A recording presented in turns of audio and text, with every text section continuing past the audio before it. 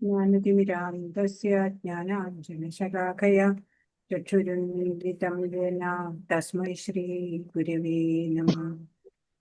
हे कृष्णा करुणा सिन्धो दीनबन्धो जगत्पते गोपेश गोपिकान्त राधाकान्त नमोऽस्तु ते।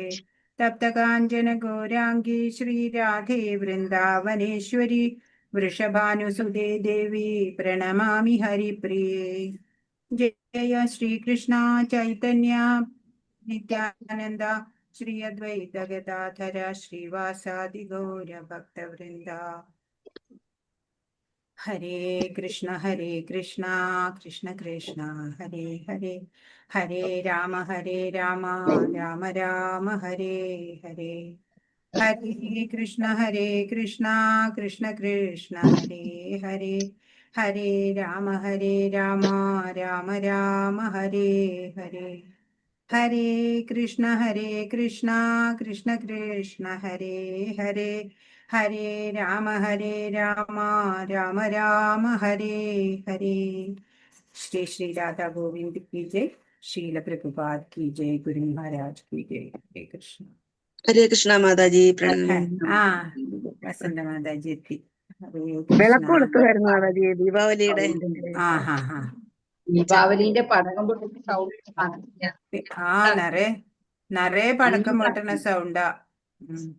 മഴയാണ്, വെളിയിലൊക്കെ കൊളുത്താൻ പറ്റത്തില്ല, പിന്നെ സിറ്റ് ഔട്ടിലൊക്കെ കൊളുത്തി വെച്ച്. ഇടിവെട്ടും മഴയാണ് മാതാജി. ചിലവർക്ക് നെറ്റ് പോവോ ഇനി അറിയില്ല.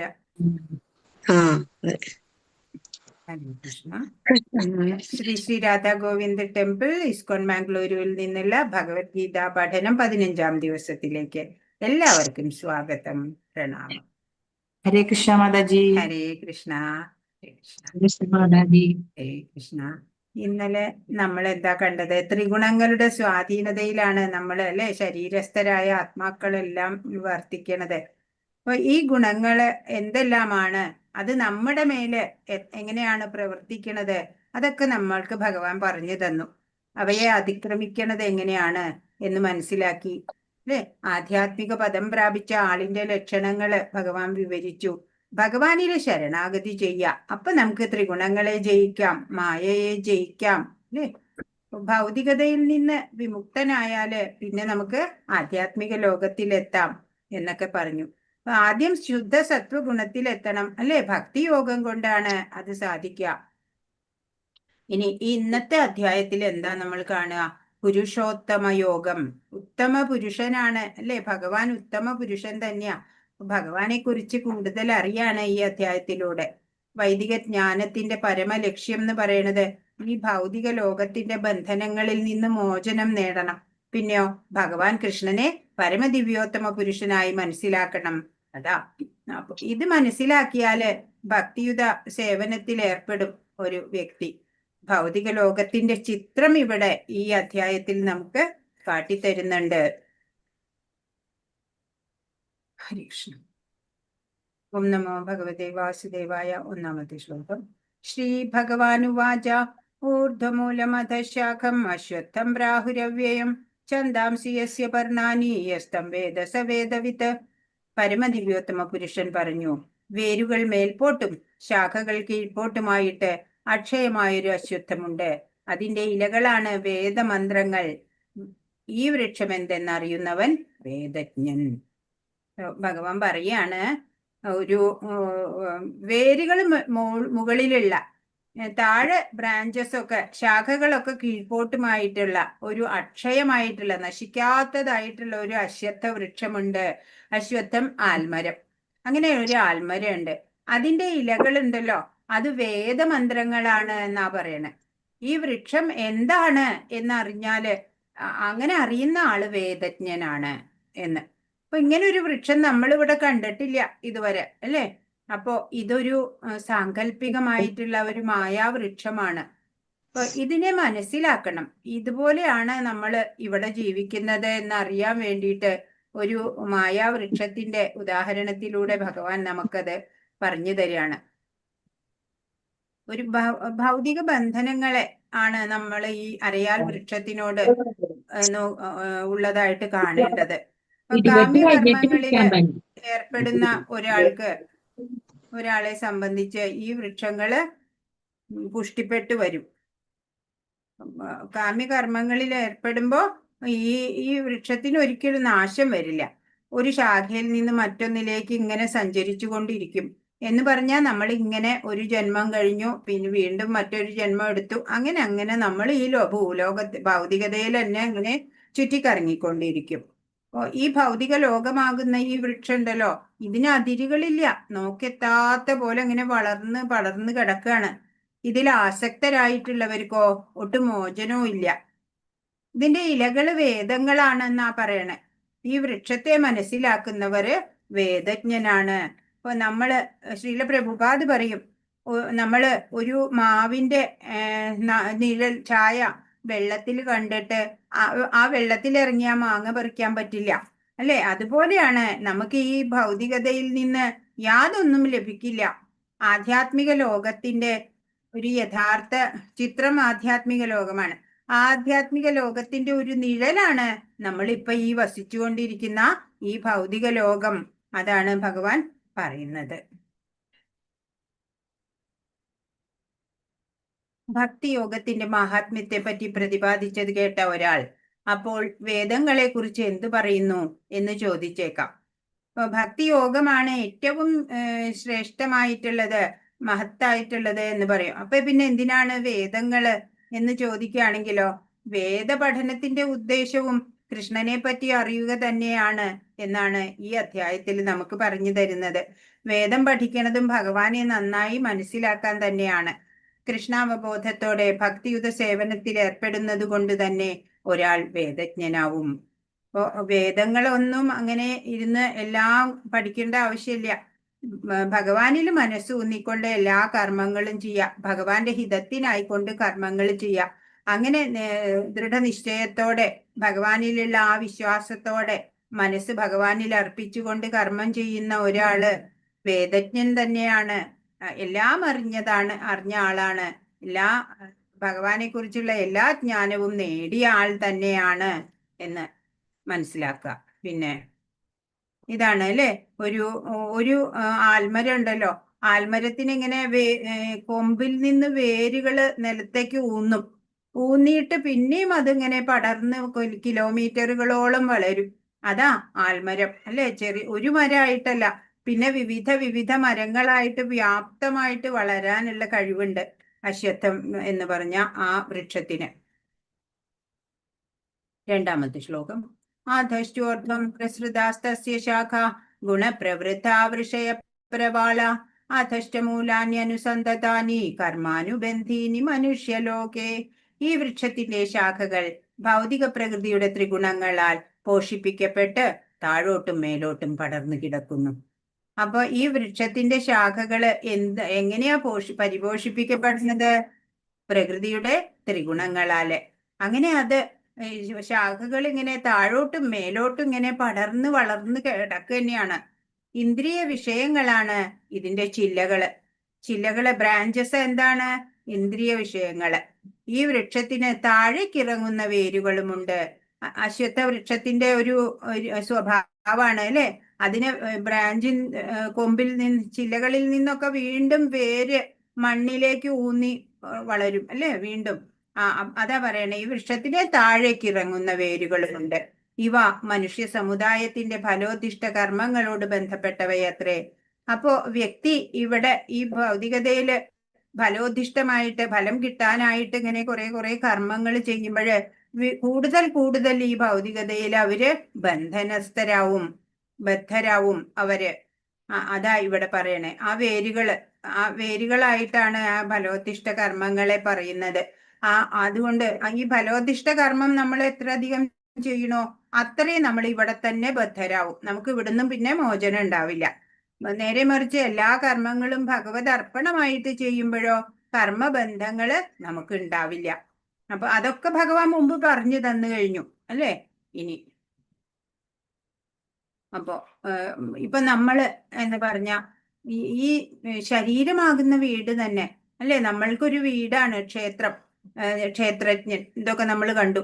അപ്പൊ ഈ ശരീരമാകുന്ന വീട് തന്നെ എപ്പോ ഒഴിഞ്ഞു കൊടുക്കണം എന്ന് നമുക്ക് അറിഞ്ഞുകൂടാ. എപ്പോഴല്ലേ ഒരു വാടക വീടാവുമ്പോ എവിക്ഷൻ നോട്ടീസ് കിട്ടിയാലേ അപ്പൊ നമ്മൾ ഈ വീട്ടിൽ നിന്ന് ഇറങ്ങണം. അതേപോലെയാണ് നമ്മുടെ ശരീരമാകുന്ന വീട്. ഇപ്പോ വേറൊരു ഉദാഹരണം പറയുകയാണെങ്കിൽ, ഒരു ഹോട്ടലില് ഒരു റെന്റഡ് റൂം നമ്മൾ 2-3 ദിവസത്തേക്ക് എടുത്തു.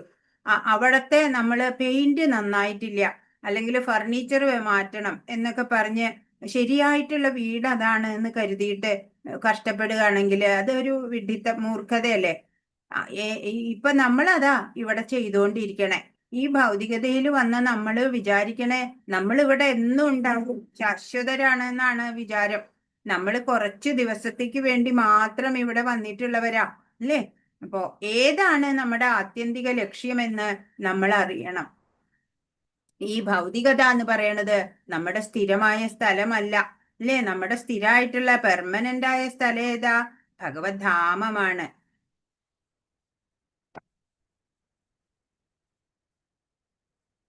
മൂന്നും നാലും ശ്ലോകങ്ങൾ. ന രൂപമസ്യേഹ തഥോപലഭ്യതേ നാന്തോ ന ചാതിർന ച സംപ്രതിഷ്ഠ അശ്വത്ഥമേനം സുവിരൂഢമൂലം അസംഗശസ്ത്രേണ ദൃഢേന ചിത്വാ തദപദം തത്പരിമാർഗിതവ്യം യസ്മിൻ ഗതാന നിവർത്തന്തി ഭൂയ തമേവ ചാദ്യം പുരുഷം പ്രപദ്യേ യത പ്രവൃത്തി പ്രസൃതാ പുരാണി. ഈ വൃക്ഷത്തിന്റെ യഥാർത്ഥ രൂപം ഈ ലോകത്തിൽ കാണുകയില്ല. അതിന്റെ ആരംഭമോ അവസാനമോ അടിസ്ഥാനമോ കണ്ടെത്താനാവില്ല. അപ്പൊ ഈ വൃക്ഷം ഒരു യഥാർത്ഥ വൃക്ഷമല്ല. ഇതിന്റെ യഥാർത്ഥ രൂപം ഇവിടെ കാണൂല്ല. യഥാർത്ഥ വൃക്ഷം ഉണ്ട്. അതെവിടെയാ? അത് ആധ്യാത്മിക ലോകത്തിലാ ഉള്ളത്. ഇപ്പൊ കാണിച്ച ഈ തലകീഴായ വൃക്ഷം അശ്വത്ഥത്തിന്റെ ആരംഭമോ അവസാനമോ അടിസ്ഥാനമോ ഒന്നും ഒരാൾക്കും കണ്ടെത്താൻ സാധിക്കില്ല എന്ന് ഭഗവാൻ പറയുന്നു. അപ്പൊ വേരുറച്ചുയർന്ന ഈ വൃക്ഷത്തെ ദൃഢനിശ്ചയത്തോടെ വിരക്തിയാവുന്ന ആയുധത്താൽ ഛേദിച്ചു കളയണം. അപ്പോൾ ഇതിനെ മുറിക്കാനൊക്കെ പറ്റും എന്നാ ഭഗവാൻ പറയണത്. എന്തുകൊണ്ടാ മുറിക്കേണ്ടത്? വിരക്തി കൊണ്ടാ മുറിക്കേണ്ടത്. എത്ര എന്തിനോടുള്ള വിരക്തിയാണ്? ഈ ഭൗതികതയോട്. ഈ ഭൗതികമായിട്ടുള്ള വിഷയാസക്തി ഉണ്ടല്ലോ, അതൊക്കെ മാറ്റിക്കളയണം. അപ്പോ അങ്ങനെയുള്ള ആ വിരക്തി, അസംഗം എന്നുള്ള ആ വാളുകൊണ്ട് ഇതിനെ ഛേദിച്ചു കളയണം. അല്ലെങ്കിൽ ഇതിങ്ങനെ വളർന്ന് പടർന്ന് ഇങ്ങനെ പോവുള്ളൂ. ഇപ്പോ അസംഗമാകുന്ന ശസ്ത്രമുണ്ടെങ്കിൽ അതുകൊണ്ട് ഇതിനെ ഛേദിക്കാൻ പറ്റും. ദൃഢനിശ്ചയത്തോടെ വിരക്തിയാകുന്ന ആയുധത്താൽ ഛേദിച്ചു കളയണം. എന്നിട്ട് എവിടെ ചെന്നാൽ തിരിച്ചു വരവില്ലയോ ആ ദിവ്യ പദം പൂകി.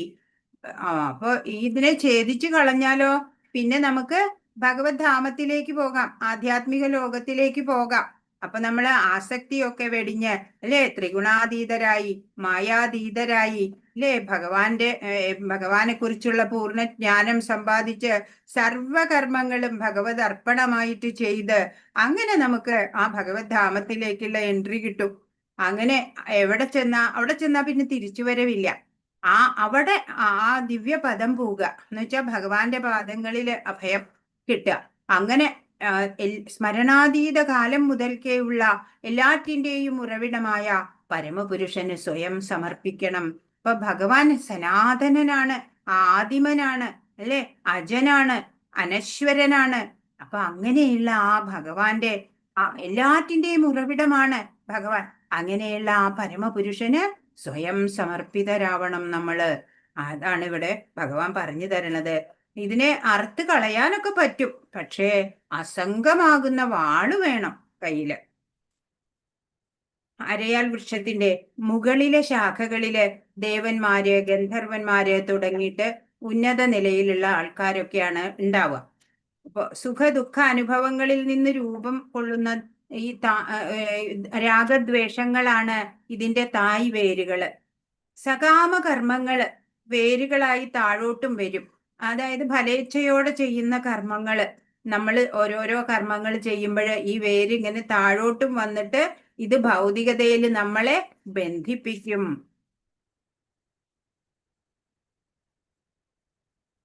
ഞാൻ എൻ്റെ പിതാവിൻ്റെ പുത്രൻ, പിതാവ് ഇന്നയാളുടെ പുത്രൻ എന്നിങ്ങനെ ആരാഞ്ഞു പോയാൽ ഒടുവിൽ ബ്രഹ്മാവിലും ബ്രഹ്മാവിന് പിറവി കൊടുത്ത ഗർഭോദകശായ വിഷ്ണുവിലും എത്താം, പിന്നെ ശ്രീ ഭഗവാനിലും.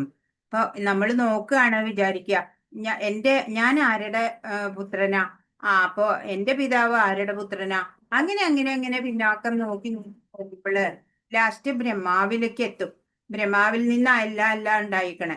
അങ്ങനെ ബ്രഹ്മാവിന് പിറവി കൊടുത്തതോ ഗർഭോദകശായി വിഷ്ണുവാണ്, അല്ലെ? നമ്മള് ഗോലോക ചാർട്ടിൽ കണ്ടു, ഗർഭോദകശായി വിഷ്ണുവിന്റെ നാഭിയിൽ നിന്ന് താമര വന്നിട്ട് അതിനു മുകളിലാണ് ബ്രഹ്മദേവൻ ഉള്ളത്. അപ്പോ ഗർഭോദകശായി വിഷ്ണുവിൽ എത്തിയാലോ പിന്നെ വിഷ്ണു അല്ല, ബ്രഹ്മദേവൻ എവിടുന്നാ? ഭഗവാൻ കൃഷ്ണനിൽ നിന്ന്, അല്ലെ?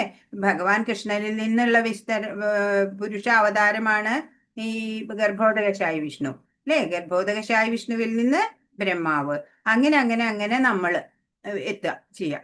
അപ്പോ ഇവിടെ അന്വേഷണം അവസാനിക്കും. ഭഗവാൻ പ്രഭു ശ്രീകൃഷ്ണനിൽ എത്തിയ പിന്നെ അതിന്റെ അപ്പുറത്തോട്ടില്ല, അവിടെ അവസാനിക്കും അന്വേഷണം.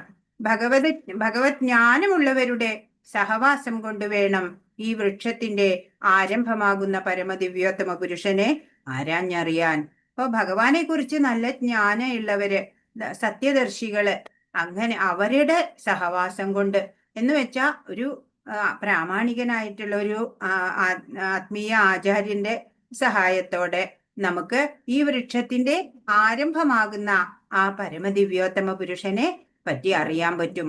അതറിഞ്ഞാലോ ഒരാൾക്ക് ഈ മായികമായ നിഴലിനോട് ആസക്തി ഉണ്ടാവില്ല. അപ്പൊ ഇതൊരു മായികമായിട്ടുള്ള ഒരു വൃക്ഷമാണ്, നിഴല് പോലെയുള്ള ഒരു റിഫ്ലക്ഷൻ പോലെയുള്ള ഒരു സംഗതിയാണ്. ഇത് യഥാർത്ഥ വൃക്ഷമല്ല. അപ്പൊ അങ്ങനെ ഭഗവാനെ കുറിച്ച് ഉത്തമ ബോധ്യം എല്ലാം അറിഞ്ഞു കഴിഞ്ഞാല് അങ്ങനെയുള്ള ആൾക്ക് പിന്നെ ഈ മായികമായ നിഴലിനോട് ആസക്തി ഉണ്ടാവില്ല എന്ന്. അങ്ങനെ ജ്ഞാനം കൊണ്ട് ഈ മായാവൃക്ഷത്തോടുള്ള ബന്ധനമറുത്ത് യഥാർത്ഥ വൃക്ഷത്തിൽ സ്ഥിതി ചെയ്യുവാൻ കഴിയും. അപ്പൊ യഥാർത്ഥ വൃക്ഷം ആധ്യാത്മിക ലോകത്തിലുണ്ട്. ഇപ്പൊ ജ്ഞാനം സമ്പാദിക്കണം, അല്ലെ? അങ്ങനെ വന്നാലും ഭഗവാനെ പൂർണ്ണമായി അറിഞ്ഞ ഭഗവത് സേവനത്തിൽ ഏർപ്പെട്ടാലും ഈ മായാവൃക്ഷം മുറിഞ്ഞു പൊക്കോളും. അതല്ലെങ്കിൽ ഈ ഭൗതികതയോടുള്ള വിരക്തി അസംഗമാകുന്ന വാളുകൊണ്ടും ഇതിനെ ഛേദിച്ചു കളയാൻ പറ്റും. നമ്മളിവിടെ അനാസക്തരായിട്ട് ഈ ഭൗതിക വൃക്ഷത്തെ ഛേദിക്കണം. ഒന്നിനോടും ആസക്തി, ഭഗവാനോട് മാത്രമേ ആസക്തി ഉണ്ടാവാൻ പാടുള്ളൂ. അപ്പോഴാണ് നമുക്ക് ഭഗവാനെ ലഭിക്കുക. അപ്പൊ ഭഗവാനെ നേടുന്നത് വഴിയും വൃക്ഷത്തെ ഛേദിക്കാം എന്ന് നമ്മൾ ഇവിടുന്ന് മനസ്സിലാക്കാം. അങ്ങനെ ജ്ഞാനം കൊണ്ട് മായാവൃക്ഷത്തോടുള്ള ബന്ധനമറുത്ത് യഥാർത്ഥ വൃക്ഷത്തിൽ സ്ഥിതി ചെയ്യാൻ കഴിയും എന്നതാ പറയണേ. അപ്പൊ ഭഗവാനെ നേടിക്കഴിഞ്ഞാലും ഈ വൃക്ഷത്തിനെ ഛേദിക്കാം. മായയെ ജയിച്ചാല് ഈ ഭൗതികതയിൽ നിന്ന് കരകയറാം എന്നാണ്. 5-ാമത്തെ ശ്ലോകം. നിർമാനമോഹാജിത സംഗദോഷ അധ്യാത്മനിത്യ വിനിവൃത്ത കാമ ദ്വന്ദ്വൈർവിമുക്ത സുഖദുഃഖ സംജ്ഞൈർഗച്ഛന്ത്യമൂഢാപഥമവ്യയം തത്. 3 കാര്യങ്ങൾ: മിഥ്യാഭിമാനം, മായാമോഹം, ദുസ്സംസർഗം എന്നീ ദോഷങ്ങൾ ഒഴിഞ്ഞ് ഭൗതിക തൃഷ്ണയിൽ പെടാതെ സനാതന തത്വത്തെ അറിഞ്ഞ് സുഖദുഃഖാദികളായ ദ്വന്ദ്ങ്ങളിൽ നിന്ന് മോചിതരായി വിഭ്രാന്തരാകാതെ പരമപുരുഷന് സ്വയം സമർപ്പിക്കുന്നത് എങ്ങനെയെന്നറിയാവുന്നവർ പരമമായ ശാശ്വത സാമ്രാജ്യം പ്രാപിക്കും. ആരാണ് പരമമായ ശാശ്വത സാമ്രാജ്യം പ്രാപിക്കാൻ അർഹതയുണ്ടാവണവര്? ഇതൊക്കെ ചെയ്യണം. എന്താണ്? മിഥ്യാഭിമാനം ഒഴിവാക്കണം, മായാമോഹം, ദുസ്സംസർഗം ഇതൊക്കെ ഒഴിവാക്കണം. ദുർജനങ്ങളുമായിട്ട് സംഘം അരുത്, ഓരോരോ മോഹവലയത്തിൽ പെടരുത്. ഞാൻ കേമനാണ് എന്നുള്ള അഭിമാനം അതൊന്നും വേണ്ട. പിന്നെയോ ഭൗതികമായിട്ടുള്ള തൃഷ്ണയിൽ പെടരുത്. എന്ന് വെച്ചാൽ ഓരോ വിഷയങ്ങളിൽ ഇങ്ങനെ ഓരോ ഇന്ദ്രിയങ്ങൾ വ്യാപരിക്കാൻ തുടങ്ങും, അല്ലെ? വിഷയാസക്തി, അതിൽ നിന്നൊക്കെ ഇന്ദ്രിയ നിയന്ത്രണം വേണം. വിഷയങ്ങളിലേക്കൊന്നും വ്യാപരിക്കാതെ ഭൗതിക തൃഷ്ണയിൽ പെടാതെ എന്ന് അതാ പറയണേ. ഈ സനാതന തത്വത്തെ അറിയാം. എന്താ സനാതന തത്വം?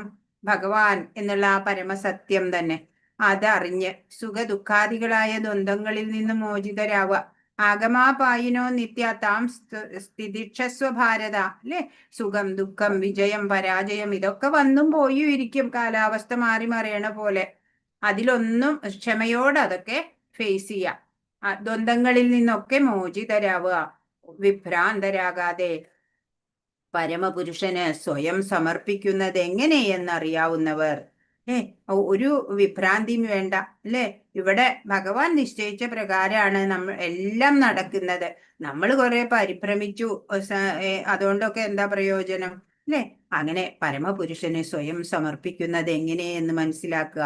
അങ്ങനെയുള്ളവര് പരമമായ ശാശ്വത സാമ്രാജ്യം പ്രാപിക്കും എന്ന് ഭഗവാൻ പറഞ്ഞു തരുന്നു. പരമദിവ്യോത്തമ പുരുഷനാണ് ഈ പ്രകൃതിക്ക് മുഴുവനും അധീശനായിട്ടുള്ള ഭഗവാൻ അല്ലെ.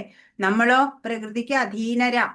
അപ്പൊ അഹങ്കാരജന്യമായിട്ടുള്ള വിഭ്രാന്തിയിൽ നിന്നൊക്കെ മുക്തനായിട്ട് ഭഗവാനിൽ ആത്മാർപ്പണം ചെയ്യണം. അതാ ഭഗവാൻ പറഞ്ഞു തരുന്നത്. മായയിൽ നിന്നുളവാകുന്നതാണ് ഈ മിഥ്യാഭിമാനം എന്നുള്ളത്. ഇവിടെ ഈ ഭൗതിക ലോകത്തില് കുറച്ചു നാള് മാത്രം താമസിച്ച് മടങ്ങേണ്ടവരാ നമ്മള്. അഹന്ത, മമത ഇതൊക്കെ വെച്ച് പുലർത്തരുത് അല്ലെ. അതൊക്കെ നീക്കണം. ദ്വന്ദ്ങ്ങളിൽ നിന്നും ഒക്കെ മുക്തരാവണം. ജ്ഞാനം അപ്പോഴാണ് നമുക്ക് പൂർണ്ണമായിട്ട് കിട്ടുക. ഭഗവാന് സ്വയം സമർപ്പണം ചെയ്യാൻ അപ്പോഴും നമുക്ക് സാധിക്കും. ഞാൻ ഭഗവാന്റെ അംശമാണ് എന്നുള്ള ബോധമുണ്ടാവും അപ്പോ അല്ലെ. ഭഗവാന്റെ സേവനം മറന്നിട്ടുള്ള ജീവിതം, അതുപോലെ മായാമോഹം, ദുർജന സംസർഗം ഇതൊക്കെ നമ്മൾ ഒഴിവാക്കണം. അപ്പോഴാണ് നമുക്ക് സ്വധാമത്തിലേക്ക് എൻട്രി കിട്ടുക. 6ാമത്തെ ശ്ലോകം. ന തദ്ഭാസയതേ സൂര്യോ ന ശശാങ്കോ ന പാവക യദ്ഗത്വാ ന നിവർത്തന്തേ തദ്ധാമ പരമം മമ. ഏതാണ് നമ്മുടെ ധാമം? പരമമായ എന്റെ ആവാസസ്ഥാനത്ത് സൂര്യചന്ദ്രന്മാരോ അഗ്നിയോ വൈദ്യുതിയോ വെളിച്ചം വീശുന്നില്ല. അവിടെ ചെന്നെത്തിയവർ ഒരിക്കലും ഭൗതിക ലോകത്തിലേക്ക് തിരിച്ചു വരില്ല. അപ്പൊ ഭഗവാൻ ആ ആധ്യാത്മിക ലോകത്തിനെ പറ്റിയിട്ട് ഭഗവാന്റെ ആ കൃഷ്ണ ലോകത്തെ കുറിച്ചിട്ട് കുറച്ച് പറഞ്ഞു തരികയാണ്. ഭഗവാൻ പറയാണ്, ആ പരമമായ എന്റെ ആവാസസ്ഥാനം ഉണ്ടല്ലോ, അവിടെ സൂര്യചന്ദ്രന്മാരോ അഗ്നിയോ വൈദ്യുതിയോ ഒന്നും വേണ്ട. അതൊന്നും ഇല്ലാതെ തന്നെ അവിടെ പ്രകാശമാനമാണ്. അവിടെ ചെന്നെത്തിയവരോ ഒരിക്കലും പിന്നെ ഈ ഭൗതിക ലോകത്തേക്ക്, ദുഃഖാലയം അശാശ്വതമായിട്ടുള്ളതിലേക്ക് തിരിച്ചു വരുന്നില്ല എന്ന് ഭഗവാൻ പറയാണ്. അപ്പൊ ഭഗവാന്റെ വാസസ്ഥാനത്തിനെ, ഗോലോക വൃന്ദാവനത്തിനെ വർണ്ണിക്കണതാ അല്ലെ. ആധ്യാത്മിക ലോകത്ത് നമുക്ക് സ്വാതന്ത്ര്യത്തോടെ വസിക്കാം. പിന്നെ എന്തിനാ നമ്മൾ ഈ ഭൗതികതയിൽ കഷ്ടപ്പെടുന്നത് അല്ലെ. പരമധാമം പ്രാപിക്കാൻ ഭഗവാനിലെ ആത്മസമർപ്പണം ചെയ്യാം. അതാണ് ഒരേ ഒരു മാർഗം ഉള്ളത്. സഹസ്രദള പത്മത്തില് ഭഗവാൻ ലീലയാടുന്നു. ഗോലോക ചാർട്ടിൽ നമ്മൾ കണ്ടു അല്ലെ. അപ്പൊ എന്ത് വേണം നമ്മള്? ബേസിക് ഏറ്റവും ആദ്യം നമ്മൾ വേണ്ടത് എന്താ? കോൺസ്റ്റന്റ്ലി ചാന്റ് ഹരേ കൃഷ്ണ അല്ലേ. തദ്ധാമ പ്രവേശനത്തിന് അർഹനാവണം നമ്മള്. ഇത് ദേവീധാമമാണ് നമ്മുടെ ഭൗതിക ലോകം. അതിന് മുകളിൽ കൈലാസം, ഹരിധാമം അല്ലെ. വിഷ്ണുവിന്റെ അതിലും ഉപരിയായിട്ടുള്ളത് വൈകുണ്ഠം. അതിന്റെ മുകളില് ഗോലോകം. അത് പ്രകാശമയമായതാ. ബ്രഹ്മജ്യോതിസ് അവിടുന്നാ വരണത്. പിന്നെ ഭൗതിക ലോകത്തിന്റെ യഥാർത്ഥ സ്വഭാവം എന്ന് പറഞ്ഞാൽ ഇരുട്ടാണ്. നമുക്കറിയാം നമ്മുടെ ലോകം 7 ഔട്ടർ കവറിങ്ങോട് കൂടിയതാ. അത് ഇരുട്ടടഞ്ഞതാ. അപ്പോ സൂര്യൻ, ചന്ദ്രൻ, അഗ്നി, വൈദ്യുതി എല്ലാം വേണം. ഇവിടെ പ്രകാശം വേണമെന്നുണ്ടെങ്കിൽ കുണ്ഠമാണ് നമ്മുടെ ലോകം. ടെൻഷൻ, ഭയം ഒക്കെയാ. വൈകുണ്ഠം എന്ന് പറഞ്ഞ അവിടെ സന്തോഷം മാത്ര, ആനന്ദം മാത്ര ഉണ്ടാവുക.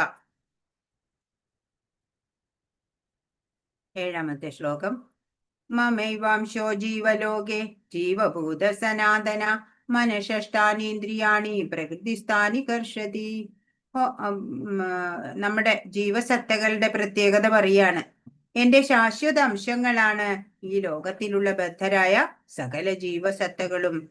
ഭഗവാന്റെ ശാശ്വതരായിട്ടുള്ള അംശങ്ങൾ തന്നെയാണ് ഈ ലോകത്തുള്ള ബദ്ധരായ സകല ജീവസത്തകളും. ബദ്ധരായിട്ടുള്ളത് എന്ന് എന്താ പറയണേ? നമ്മളൊക്കെ ബദ്ധരന്നെയാ. ഇവിടെ ഭൗതിക ലോകത്തിൽ വന്നാല് ഈ പ്രകൃതി ഗുണങ്ങളാലെ ബദ്ധരാവും നമ്മള്. മുക്താത്മാക്കളുണ്ട്. അത് ആരാ?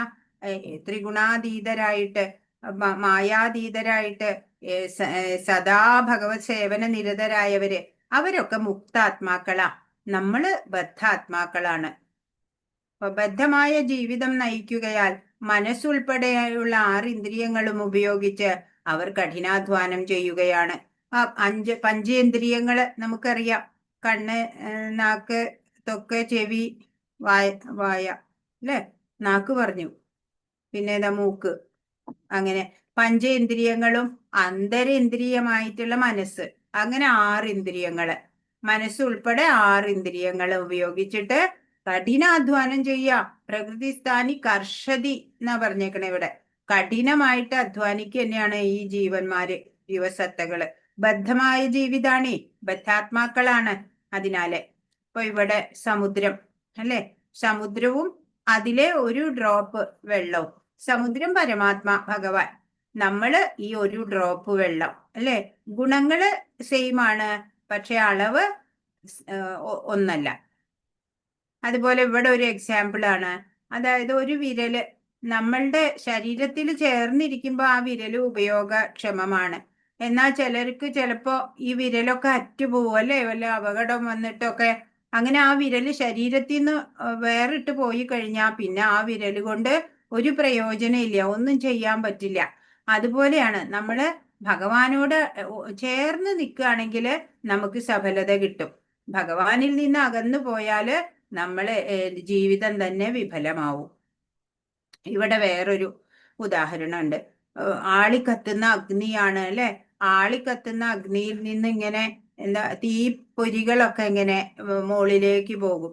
തീപ്പൊരികൾ ഇങ്ങനെ ധാരാളം തീപ്പൊരി, അനേകം തീപ്പൊരികൾ ഇങ്ങനെ പോവുകയാണ്. അപ്പൊ അത് ഈ അഗ്നിയിൽ നിന്ന് എത്രത്തോളം അകലുന്നുവോ അത്രയും അതിന്റെ ചൂടും പ്രകാശവും നശിച്ചു പോകും അല്ലെ. അതുപോലെ മനുഷ്യൻ, നമ്മള് ജീവസത്തകള് ഭഗവാനിൽ നിന്ന് എത്രയോ അകന്നു പോകുന്നോ നമ്മൾക്ക് ദൈവിക ഗുണങ്ങൾ യാതൊന്നും ഉണ്ടാവില്ല. പിന്നെ ഭഗവാനോട് ചേർന്ന് നിന്നാല് നമ്മളും ആ ദൈവിക ഗുണങ്ങളൊക്കെ ഉള്ളവരായിട്ട് നിൽക്കും. ഹരേ കൃഷ്ണ. 8ാമത്തെ ശ്ലോകം. ശരീരം യഥവാപ്നോതി യച്ഛാപ്യുത്ക്രാമതീശ്വര ഗൃഹീത്വൈതാനി സംയാതി വായുർഗന്ധാനി വാശയാത്. ഭൗതിക ലോകത്തിലെ ജീവസത്ത കാറ്റ് ഗന്ധങ്ങളെ എന്ന പോലെ ജീവിത സങ്കല്പങ്ങളെ ഒരു ശരീരത്തിൽ നിന്ന് മറ്റൊന്നിലേക്ക് കൊണ്ടുപോകുന്നു. അങ്ങനെ ഒരു തരത്തിലുള്ള ശരീരം ഉപേക്ഷിച്ച് മറ്റൊരു തരത്തിലുള്ള ശരീരം സ്വീകരിക്കുന്നു.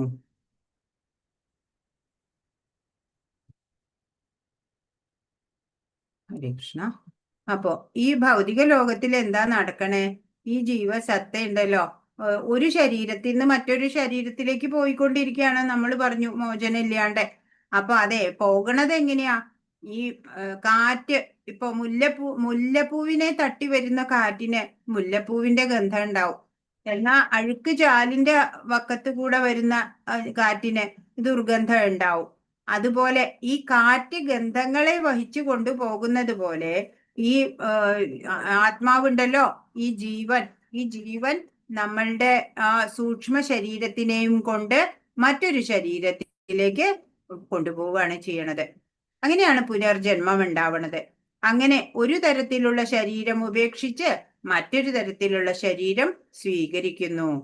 അതാ ഇവിടെ ഒരു ഉദാഹരണം പറഞ്ഞത്. കാറ്റ് ഗന്ധങ്ങളെ എന്ന പോലെയാണ് കൊണ്ടുപോണേ. എത്ര സ്മൂത്ത് ആയിട്ട് ഇങ്ങനെ പോവും, അതിനെ പിടിച്ചൊന്നും പറിക്കണ്ട അല്ലേ. സ്മൂത്ത് ആയിട്ട് കാറ്റ് ഗന്ധങ്ങളെ എന്ന പോലെയാണ് കൊണ്ടുപോവുക. നമ്മളുടെ ഈ കർമ്മവാസനകളെയും ഇന്ദ്രിയങ്ങളെയും ഒക്കെ, മനസ്സ് ഇന്ദ്രിയങ്ങളെ ഒക്കെ കൂടിയിട്ടുള്ള സൂക്ഷ്മ ശരീരം എന്ന് പറയും. ആ സൂക്ഷ്മ ശരീരവും ജീവനും ഒന്നിച്ചാണ് ഈ ശരീരം വിട്ട് മറ്റൊരു ശരീരത്തിലേക്ക് പോകുക. അപ്പൊ അതിനെ ഉപമിച്ചിരിക്കുന്നത് കാറ്റ് ഗന്ധങ്ങളെ എന്ന പോലെ ജീവിത സങ്കല്പങ്ങളെ ഒരു ശരീരത്തിൽ നിന്ന് മറ്റൊന്നിലേക്ക് കൊണ്ടുപോകുന്നു. അങ്ങനെ ഒരു തരത്തിലുള്ള ശരീരം ഉപേക്ഷിച്ച് മറ്റൊരു തരത്തിലുള്ള ശരീരം നമ്മൾ സ്വീകരിക്കും. അപ്പൊ ഈ ഭൗതികതയിലേക്ക് നമ്മുടെ ജീവനെ പിടിച്ചു ഇഴക്കുന്നത് തന്നെ മനസ്സാണ്. മനസ്സ് സത്വഗുണത്തിലാക്കണം എന്ന് പറഞ്ഞു അല്ലെ. അപ്പോഴാ കർമ്മങ്ങൾ നന്നാവുക. ഭഗവാന്റെ അംശമായിട്ടുള്ള നമ്മള് സന്തോഷത്തോടെ ഭഗവാനെ സേവിക്കണം. ഭഗവാൻ അറിയാം നമ്മൾ കഷ്ടപ്പെട്ടിട്ടാ ഇവിടെ വലിയ കഷ്ടപ്പാടിലാണ് നമ്മൾ എന്ന് പറയാണ്, അറിയാം. അപ്പോഴാണ് പറയണത് സ്വന്തം ധാമത്തിലെ പറ്റിയിട്ട്. അവിടെ ഇത്ര നല്ലതാണ്, അവിടെ വരൂ. ഭഗവാന്റെ കാരുണ്യത്താല് നമ്മളെ തിരികെ കൊണ്ടുപോകാൻ ഭഗവാൻ ആഗ്രഹിക്കുകയാണ്. ഒരുപക്ഷെ നമ്മളെക്കാൾ കൂടുതൽ ഭഗവാൻ ആഗ്രഹമുണ്ട് നമ്മളെ ധാമത്തിലേക്ക് തിരികെ കൊണ്ടുവരാന്. ജനിച്ചവരൊക്കെ മരിക്കും, അല്ലെ? മനുഷ്യ ജീവിതം എന്ന് പറയണത് ഉണ്ടല്ലോ, ഒരു റെയിൽവേ ജംഗ്ഷനാ. എന്താ റെയിൽവേ ജംഗ്ഷന്റെ ഉപയോഗം? റെയിൽവേ ജംഗ്ഷൻ ആവുമ്പോ പല സ്ഥലത്തേക്ക് വേണമെങ്കിൽ പോകാം, അല്ലെ? ടിക്കറ്റ് എടുത്താല് അതൊരു ചാൻസ് ആണ്, അവസരാണ്. ഇപ്പൊ നമ്മുടെ ഈ മനുഷ്യ ജന്മം എന്ന് പറയുന്നത് നമുക്ക് കിട്ടിയിരിക്കുന്ന ഒരു ചാൻസ് ആണ്. ഇപ്പൊ അടുത്ത ജന്മം നമുക്ക് മൃഗാവണമെന്നോ അല്ലെങ്കിൽ മനുഷ്യനാവണോ, ദേവി ദേവന്മാരെ പോലെ ആവണോ, അതോ ധാമത്തിലേക്ക് തിരികെ എത്തണോ, അതൊക്കെ നമ്മൾക്ക് തീരുമാനിക്കാം. അതിനനുസരിച്ച് നമ്മൾ പ്രവർത്തിക്കണം, അത്രേ വേണ്ടൂ. അപ്പോ നമുക്കിപ്പൊ നമ്മൾ റെയിൽവേ ജംഗ്ഷനിൽ നിൽക്കുക. അപ്പോ നമുക്ക് തീരുമാനിക്കാം, താഴോട്ടാണോ പോണ്ടത്, നീചമായിട്ടുള്ള യോനിയിൽ പിറക്കാനാണോ വേണ്ടത്, അതോ ഉന്നതമായിട്ടുള്ള യോനിയില് ജനിക്കണോ, അല്ലെ? ഭക്തന്മാരുടെ ഇടയിൽ ജനിക്കുക, അത് കഴിഞ്ഞിട്ട് വീണ്ടും ഭഗവത് സേവനം ചെയ്ത് ഭഗവാനില് പോവുക. അതല്ല ഈ ജന്മത്തിൽ തന്നെ സ്വധാമത്തിലേക്ക് പോകണോ, അതൊക്കെ നമ്മളുടെ പ്രവൃത്തി അനുസരിച്ചാണ് ഇരിക്കുക. ഇപ്പൊ ട്രെയിനിൽ ടിക്കറ്റ് എടുക്കാതെ യാത്ര ചെയ്താല് ഫൈൻ ഉണ്ടാവും. അതുപോലെ തന്നെയാണ് കർമ്മ നിയമമുണ്ട്. ഇവിടെ കർമ്മഭൂമിയാണ് ഇത്, കർമ്മ നിയമമുണ്ട്. എന്താണ് കർമ്മ നിയമം? ഭഗവാൻ ഇവിടെ പറഞ്ഞു തരുന്നുണ്ട് എങ്ങനെ കർമ്മം ചെയ്യണം എന്ന്. ഭഗവാന്റെ നിർദ്ദേശമുണ്ട്. ആ നിർദ്ദേശം വകവയ്ക്കാതെ തോന്നിയ പോലെ അവരവർക്ക് തോന്നും പോലെ കർമ്മം ചെയ്താല് അതിന് ദണ്ഡമുണ്ട്, ശിക്ഷയുണ്ടാവും. അതാണ് ഒരു ശരീരത്തിൽ നിന്ന് മറ്റൊന്നിലേക്ക് ഇങ്ങനെ സഞ്ചരിക്കുക എന്നുള്ളത്. അതിപ്പോ ഈ ജന്മം മനുഷ്യജന്മമായി അടുത്തത് അതായിക്കൊള്ളണമെന്നില്ല, അതിന്റെയും താഴേക്ക് പോകാൻ സാധ്യതയുണ്ട്, അല്ലേ? ഇപ്പൊ നമ്മള് പെട്ടെന്ന് തന്നെ ഇപ്പോഴേ വൈകി, അല്ലെ? ജനിക്കുമ്പോ തന്നെ നമ്മള് ഭക്തി പ്രാക്ടീസ് ചെയ്യേണ്ടതാ. അതൊന്നും നമ്മൾ ചെയ്യുന്നില്ല. എണ്ണി എണ്ണി കുറയുന്നീതായുസ്സും മണ്ടി മണ്ടിക്കാരേറുന്നു മോഹവും, വിധിച്ചിടുന്ന കർമ്മമൊടുങ്ങുമ്പോൾ പതിച്ചിടുന്നു ദേഹമൊരിടത്ത് എന്ന് പൂന്താനം എഴുതിയിട്ടുണ്ട്, അല്ലെ? അപ്പൊ എത്രയും പെട്ടെന്ന് നമ്മള് ഭഗവാന്റെ ആ നിർദ്ദേശങ്ങൾ അനുസരിച്ച് ജീവിക്കാൻ പഠിക്കണം. 9ാമത്തെ ശ്ലോകം. ശ്രോത്രം ചക്ഷുസ്പർശനം ച രസനം ഘ്രാണമേവ ച അധിഷ്ഠായ മനശ്ചായം വിഷയാനുപസേവതേ. ഇപ്രകാരം അപ്പൊ പറഞ്ഞു, കാറ്റ് ഗന്ധങ്ങളെ എന്ന പോലെ വഹിച്ചോണ്ട് പോണു എന്ന് പറഞ്ഞു. അങ്ങനെ മറ്റൊരു സ്ഥൂല ശരീരം കൈക്കൊള്ളുന്ന ജീവസത്ത മനസ്സിനിണങ്ങിയ 5 ഇന്ദ്രിയങ്ങൾ, അതായത് കണ്ണ്, ചെവി, നാവ്, ത്വക്ക്, മൂക്ക്, അങ്ങനെ സ്വീകരിക്കുകയും അവയിലൂടെ ഒരു കൂട്ടം ഇന്ദ്രിയ വിഷയങ്ങളെ ആസ്വദിക്കുകയും ചെയ്യുന്നു. അങ്ങനെ പുനർജന്മം കിട്ടി വേറൊരു ശരീരം കിട്ടി എന്ന് വെച്ചാല് അപ്പോള് ഭഗവാനെ ആശ്രയിക്കാൻ നോക്കുവോ? അതില്ല. അപ്പൊ പുതിയതായിട്ട് ഈ പഞ്ചേന്ദ്രിയങ്ങളെ സ്വീകരിക്കും. എന്നിട്ടോ ഒരു കൂട്ടം ഇന്ദ്രിയ വിഷയങ്ങളെ എങ്ങനെ ആസ്വദിച്ച് നേരം കളയും, അല്ലെ? ആയുസ്സറ്റ് പോവും അങ്ങനെ. അപ്പോ നമ്മൾ ആത്മാവ് ആണ് എങ്കിൽ നമുക്ക് എന്തുകൊണ്ട് പുനർജന്മത്തിനെ അറിയണില്ല എന്ന് ചോദിക്കാം. ഇപ്പോ ജ്ഞാനേന്ദ്രിയങ്ങള്, കർമ്മേന്ദ്രിയങ്ങള്, അവയുടെ കർമ്മം, മനസ്സ്, ബുദ്ധി, മിഥ്യാഹങ്കാരം ഇവയൊക്കെ അനുസരിച്ചിട്ടാണ് നമുക്ക് ഓരോരോ ശരീരങ്ങൾ, ഓരോരോ ജന്മം എടുക്കേണ്ടി വരുന്നത്, അല്ലേ? അപ്പോ അതിനെക്കുറിച്ചൊക്കെ അറിയണമെങ്കിൽ ജ്ഞാനക്കണ്ണ് തുറക്കണം, ജ്ഞാനചക്ഷുസ് വേണം. നമുക്ക് ഭഗവാനെ കുറിച്ചിട്ടുള്ള പൂർണ്ണ അറിവുണ്ടാവണം ആദ്യം തന്നെ. 10ാമത്തെ ശ്ലോകം. ഉത്ക്രാമന്തം സ്ഥിതം വാപി ഭുഞ്ജാനം വാ ഗുണാന്യുതം വിമൂഢാനാനുപശ്യന്തി പശ്യന്തി ജ്ഞാനചക്ഷുഷ. ജീവാത്മാവ് എങ്ങനെ ഈ ശരീരം വിട്ടുപോകുന്നുവെന്നോ ഗുണങ്ങളുടെ ആകർഷണത്തിന് വഴിപ്പെട്ട് ഏതുതരം ശരീരത്തെയാണ് സ്വീകരിച്ചനുഭവിക്കുന്നതെന്നോ മൂഢന്മാർക്ക് അറിയാൻ വയ്യ. ജ്ഞാനത്തിന്റെ അകക്കണ്ണ് തെളിഞ്ഞവർക്ക് ഇതെല്ലാം പ്രത്യക്ഷമാകുന്നു. അപ്പൊ ഈ ഒരു ജീവാത്മാവ് ഒരു ശരീരത്തിലിരുന്നു, അത് പിന്നെ ആ ശരീരം എങ്ങനെയാണ് ത്യജിച്ച് പോകുന്നത്? ഈ ത്രിഗുണങ്ങളുടെ ആകർഷണത്തിന് വഴിപ്പെട്ടിട്ട് അടുത്തത് ഏത് ശരീരമാണ് സ്വീകരിച്ച് അനുഭവിക്കുന്നത്? ഇതൊന്നും ബുദ്ധിയില്ലാത്തവർക്ക് അറിയില്ല, അജ്ഞരായവർക്ക് അറിയില്ല, അവര് മൂഢരാണ്. എന്നാൽ ജ്ഞാനത്തിന്റെ അകക്കണ്ണ് തെളിഞ്ഞവര് എന്ന് വെച്ചാൽ ജ്ഞാനചക്ഷുസ്, പല ചക്ഷുസുണ്ട്, അല്ലെ? നമ്മളുടെ മാംസ ചക്ഷുസാണ്. അർജുനന് ദിവ്യ ചക്ഷുസ് കൊടുത്തു ഭഗവാൻ. ഇപ്പോ ജ്ഞാനചക്ഷുസിനെ കുറിച്ചാ പറയണത്. ആ ജ്ഞാനചക്ഷുസ് തുറക്കണമെങ്കിൽ എന്താ വേണ്ടേ? ഭഗവാന്റെ കൃപ തന്നെ വേണം, അല്ലേ? നമ്മൾ പറഞ്ഞു ഭഗവാൻ ഹൃദയത്തിൽ ഇരുന്ന് ജ്ഞാനദീപം കൊണ്ട് ആ അജ്ഞാനമാകുന്ന അന്ധകാരത്തെയൊക്കെ മാറ്റും എന്ന് പറഞ്ഞു. അപ്പൊ ആ ജ്ഞാനത്തിന്റെ അകക്കണ്ണ് തെളിഞ്ഞവർക്ക് എല്ലാം കൃത്യമായിട്ട് അറിയാം. ഈ ശരീരം വിട്ട് ജീവാത്മാവ് എങ്ങനെ പോകുന്നുവെന്നും അടുത്ത ഒരു ശരീരം എങ്ങനെ സ്വീകരിക്കുന്നുവെന്നും എല്ലാം ആ ജ്ഞാന ചക്ഷുസ് ഉള്ളവർക്ക് നന്നായി അറിയാം. ഇപ്പൊ അറവുശാലയില് ഒരു മൃഗം അറക്കപ്പെടുമ്പോഴ് തൊട്ടടുത്ത് നിൽക്കണ മൃഗം പുല്ല് തിന്നോണ്ടിരിക്കുന്നുണ്ടാവും. അതിനറിഞ്ഞൂടാ അടുത്തത് അതിന്റെ ടേണാണ് അല്ലെ. ഒരു മൃഗത്തിനെ അറുത്ത് അതിന്റെ മാംസമൊക്കെ വിൽപ്പന നടത്തി കഴിഞ്ഞാല് ആ അറവക്കാരൻ വേറെ അടുത്ത മൃഗത്തിനെ അറക്കും. പക്ഷെ ആ അടുത്ത മൃഗത്തിനെ അറിയണില്ല, അത് സുഖമായിട്ട് പുല്ല് തിന്നോണ്ടിരിക്കുക. അതുപോലെയാ നമ്മളുടെ ആ എപ്പോഴാ ഈ നമ്മുടെ ആയുസ് അറ്റുപോവാ നമുക്കറിയില്ല അല്ലേ. നമ്മൾ എന്നിട്ട് ഈ TV സിനിമ സീരിയലൊക്കെ കണ്ട് ഇങ്ങനെ സമയം വെറുതെ കളഞ്ഞുകൊണ്ടിരിക്കുകയാണ് മൂഢന്മാര്. അതാ കരുതാ എനിക്ക് മരണമില്ല എന്നാ കരുതാ.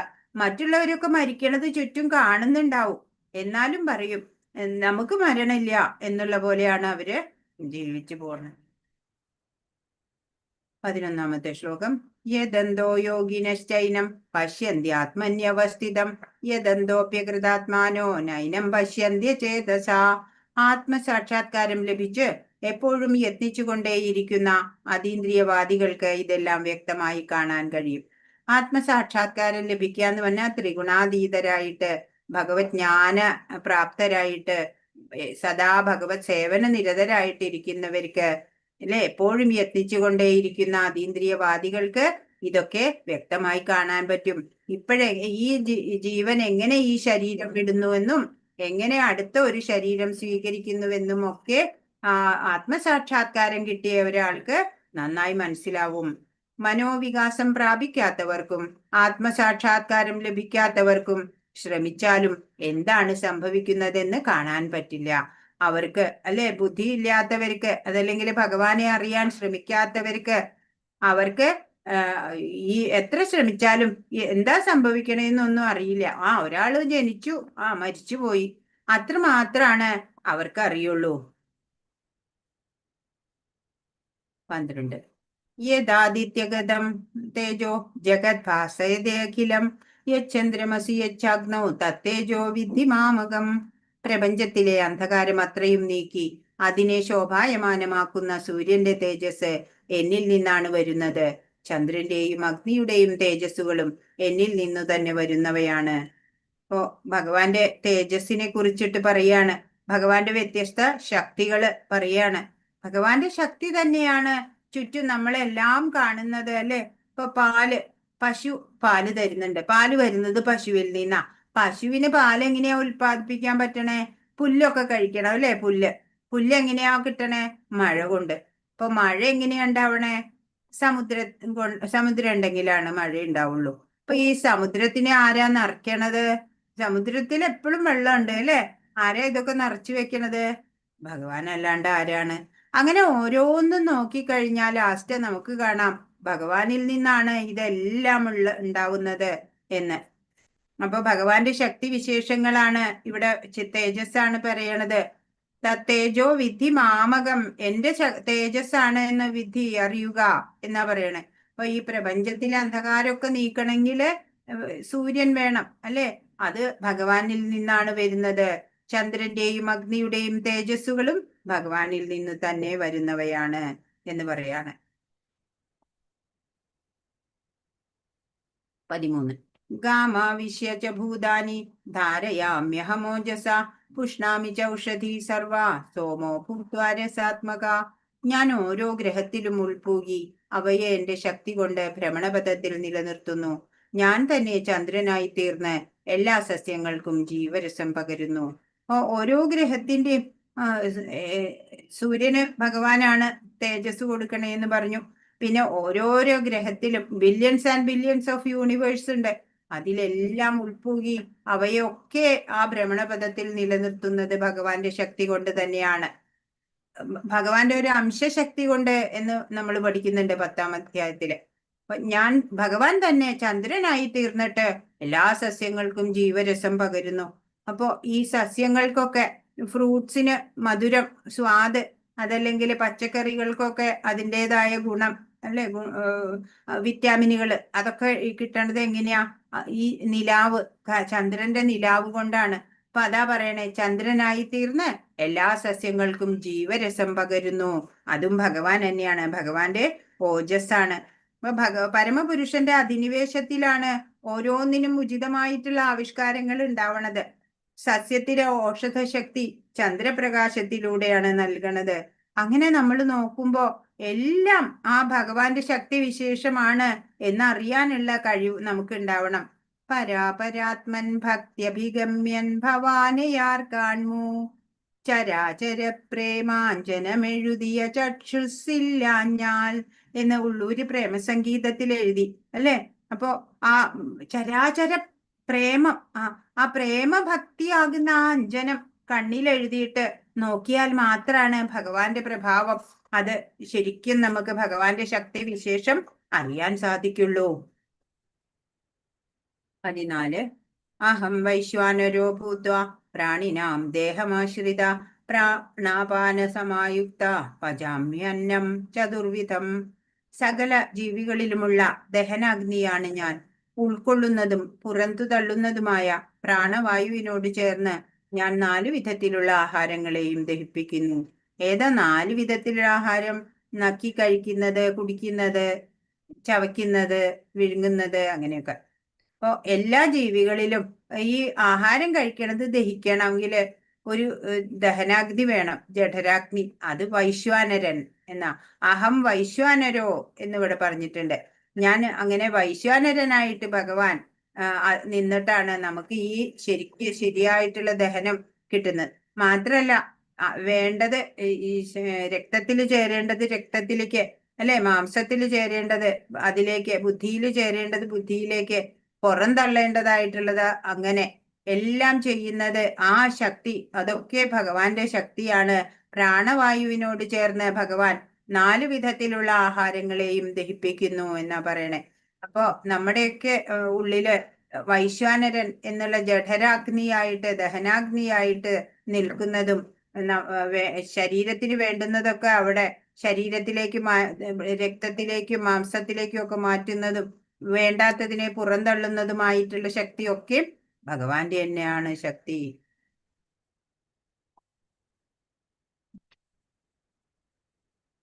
അതി ഉത്തമമായിട്ടുള്ള ശ്ലോകാണിത്. 15 സർവസ്യ ചാഹം ഹൃദി സന്നിവിഷ്ടോ മത്തസ്മൃതി ജ്ഞാനമപോഹനം ച വേദൈശ്ച സർവൈരഹമേവ വേദ്യോ വേദാന്തകൃദ്വേദ വിദേവ ചാഹം. അപ്പൊ ഇത് അത്യുജ്വലമായ ഒരു ശ്ലോകാണ്. സർവജീവികളുടെയും ഹൃദയത്തിൽ ഞാൻ വാഴുന്നു. നമ്മൾ മുമ്പും അറിഞ്ഞു അല്ലെ, പരമാത്മാവായിട്ട് ഭഗവാൻ വാഴുന്നുണ്ട്. സ്മരണയും ജ്ഞാനവും മറവിയും എന്നിൽ നിന്നാണ് ഉളവാകുന്നത്. സ്മരണ, ഓർക്കാനുള്ള കഴിവ്, അതുപോലെ അറിവ്, ജ്ഞാനം, പിന്നെ മറവി. നമ്മൾ മറക്കും വേണം അല്ലെ, ചില കാര്യങ്ങളൊക്കെ മറക്കണകൊണ്ടാ നമ്മളിങ്ങനെ സന്തോഷമായിട്ട് ജീവിക്കാൻ പറ്റണത്. അങ്ങനെ അതൊക്കെയും ഭഗവാനിൽ നിന്നാണ് ഉണ്ടാവണേ. എല്ലാ വേദങ്ങളിലൂടെയും അറിയേണ്ടത് ഭഗവാനെ തന്നെയാണ്. എല്ലാ വേദങ്ങൾ പഠിക്കണത് എന്തിനാ? ഭഗവാനെ അറിയാനാ വേദങ്ങളൊക്കെ നമ്മൾ പഠിക്കണത്. വേദാന്തമുണ്ടാക്കിയതും വേദങ്ങളെ അറിയുന്നതും ഞാനാണ്. ഭഗവാൻ തന്നെയാണ് വേദങ്ങളെയൊക്കെ ഉണ്ടാക്കിയത്. വേദങ്ങളിലൂടെ അറിയേണ്ടത് ഭഗവാനെയാണ്. വേദങ്ങളെ പൂർണ്ണമായിട്ട് അറിയുന്നതും ഭഗവാൻ തന്നെയാണ്. വ്യാസദേവൻ വേദങ്ങളെ വ്യസിച്ചു, അങ്ങനെ വ്യാസൻ എന്ന് പേര് കിട്ടി. ആ വ്യാസ ഭഗവാനും ഭഗവാന്റെ തന്നെ ഒരു അംശാവതാരമാണ്. 16 ശ്ലോകം. ദ്വാവിമൗ പുരുഷൗ ലോകേ ക്ഷരശ്ചാക്ഷര ഏവ ച ക്ഷര സർവാണി ഭൂതാനി കൂടസ്ഥോ അക്ഷര ഉച്യതേ. പുരുഷന്മാർ 2 വിധം, തെറ്റുപറ്റാവുന്നവരും അല്ലാത്തവരും. ഭൗതിക ലോകത്തിലെ ജീവാത്മാക്കളെല്ലാം തെറ്റുപറ്റാവുന്നവരാകുന്നു. അപ്പോ പുരുഷൻ എന്ന് പറഞ്ഞ അത് 2 തരം പുരുഷന്മാരുണ്ടത്രേ. എന്നുവെച്ചാ പുരുഷൻ എന്ന് പറഞ്ഞാൽ നമ്മുടെ ആത്മാവ് എന്നും അർത്ഥമുണ്ട്. അപ്പൊ അത് 2 തരത്തിലുള്ള ടൈപ്പ് കാറ്റഗറിയിൽ വരുന്നവരുണ്ട് എന്നാ പറയണേ. അപ്പൊ ഭൗതിക ലോകത്തിലെ ജീവാത്മാക്കളൊക്കെ തെറ്റുപറ്റുന്നവരാ, അവർക്കൊക്കെ തെറ്റും കുറ്റമൊക്കെ വരും. എന്നാൽ ആധ്യാത്മിക ലോകത്തിലുള്ള ജീവാത്മാക്കൾക്കോ അവർക്കൊരു തെറ്റേ പറ്റില്ല. അവരെപ്പോഴും പെർഫെക്റ്റ് ആയിരിക്കും. അവർക്ക് ന്യൂനതകളില്ല. അത് കാരണം അവർക്ക് തെറ്റ് പറ്റില്ല. അപ്പൊ ഭൗതിക ലോകത്തുള്ള നമ്മൾ ബദ്ധാത്മാക്കളൊക്കെ തെറ്റുപറ്റും, എന്നാൽ മുക്താത്മാക്കളായവർക്ക് തെറ്റ് പറ്റില്ല. അങ്ങനെ പുരുഷൻ രണ്ടു വിധം എന്ന് പറഞ്ഞാൽ പുരുഷൻ ജീവാത്മാക്കളെ തന്നെയാണ് പുരുഷൻ എന്ന് പറയണത്. 17 ഉത്തമ പുരുഷസ്ത്വന്യ പരമാത്മേത്യുദാഹൃത യോ ലോകത്രയമാവിശ്യ ബിഭർത്യവ്യയ ഈശ്വര. ഈ രണ്ട് പുരുഷന്മാരെ പറഞ്ഞു. ഇതുകൂടാതെ പരമപുരുഷനായ പരമാത്മാവ് എന്നറിയപ്പെടുന്ന അവ്യയനായ ഭഗവാനുണ്ട്. അദ്ദേഹം 3 ലോകങ്ങളിലും അന്തർഗതനായി അവയെ പുലർത്തിപ്പോരുന്നു. അപ്പൊ ഈ 2 ടൈപ്പ് കാറ്റഗറിയിൽ പെട്ട പുരുഷന്മാരെ കൂടാണ്ട് ഉത്തമ പുരുഷനുണ്ട് വേറെ, പരമപുരുഷൻ, പരമാത്മാവ് എന്നറിയപ്പെടുന്ന അവ്യയനാണ്, ഒരു നാശമില്ലാത്ത ആള്. അദ്ദേഹം ഈ 3 ലോകങ്ങളിലും അന്തർഗതനായിട്ട് അവയൊക്കെ പുലർത്തിപ്പോരുന്ന ആളാണ്.